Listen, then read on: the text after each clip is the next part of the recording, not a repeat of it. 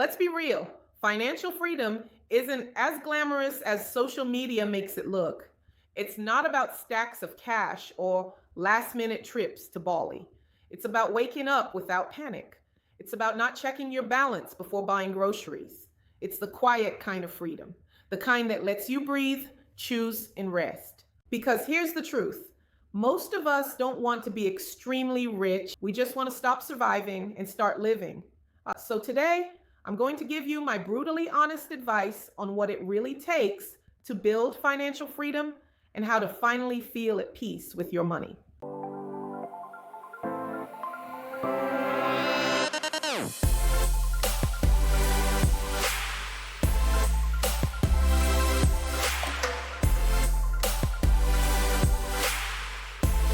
Hey, friend, I'm Felicia, your money mindset muse, and welcome to Money Talk Mondays on The Wealth Within, a safe space where we talk about money mindset and meaning with no judgment or finance jargon. Here's the thing, most people think financial freedom is about more money, but it's not.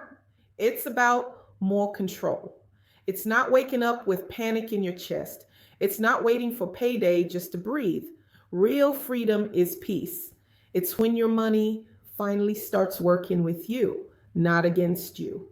Most women I talk to aren't chasing luxury, they're chasing stability. They're tired of juggling bills, tired of pretending everything's fine, tired of carrying the weight of being strong all the time. They don't want to struggle, they just want to breathe. And I get it, I've been there. I know what it feels like to hold your breath every time you swipe your card. I know what it feels like to pray your account clears before your rent hits. That's not freedom, that's survival. And the truth is, freedom doesn't just appear one day when you make it. It's built brick by brick through small decisions, hard moments, and honest conversations with yourself. Freedom isn't about living without rules. It's about creating rules that serve your peace. The version of financial freedom I want for you isn't loud, it's calm. It's knowing you're okay. It's choosing what matters, not what impresses. So if you've been waiting for your income to change your life, stop waiting. Start managing the version of freedom that fits your reality right now. Because freedom starts with ownership, not arrival. Now that we've talked about what real freedom feels like, let's talk about why so many people never reach it. And I'll be honest, these truths aren't easy to hear, but they're exactly what changed everything for me and the women I've coached. So if you're watching this, take a breath and be ready to be uncomfortable in the best way. Truth number one, you can't fix what you won't face. I've seen women making six figures who still cry over their accounts, not because they don't earn enough, but because they avoid the truth. They don't check their balances. They don't open their mail. They swipe and pray. But here's the thing, ignoring your money doesn't protect you. It traps you. Freedom starts when you stop running from the numbers and start owning them. You can't heal what you hide. Truth number two, your habits are louder than your goals. You can say you want to save. You can write it on vision boards, but your daily choices tell the truth. Every time you comfort shop, delay a bill, or say, I'll start next month, you're voting against your own peace. Freedom isn't built on what you say you want. It's built on what you do consistently, especially when no one's watching. Truth number three, more money won't fix what disorganization breaks. This one hurts, but I've seen people double their income and stay broke because they never changed how they manage it. Money magnifies who you are. If you're scattered, more money will just create bigger chaos. You don't need more income, you need more structure. Because financial freedom isn't just about earning, it's about managing what you have with purpose. These truths aren't meant to shame you. They're meant to wake you up because freedom doesn't wait for perfection. It waits for honesty. And once you get honest with yourself, everything starts to change. Let's talk about the part nobody posts about, how money feels. Because financial freedom isn't just a math problem, it's an emotional one. When you're in survival mode, money feels like air. You need it, you chase it, and when you finally get some, it's gone before you can rest. That constant pressure builds shame. You start believing your balance equals your worth. But here's the shift: once you face your numbers, the fear shrinks. Every bill you open, every plan you write, every small win, it gives you back a little power. Yes, the money stops being a monster in the dark and starts becoming a mirror showing where you can grow. Maya and Leah from last week taught us this too. That mindset multiplies. When you lead with fear, your finances follow fear. When you lead with peace, your money starts following peace. If you've been feeling tired, embarrassed, or behind, you're not broken, you're just ready for change. Feelings are data, they're clues. And when you use them to guide your next decision instead of hiding from them, that's when transformation begins.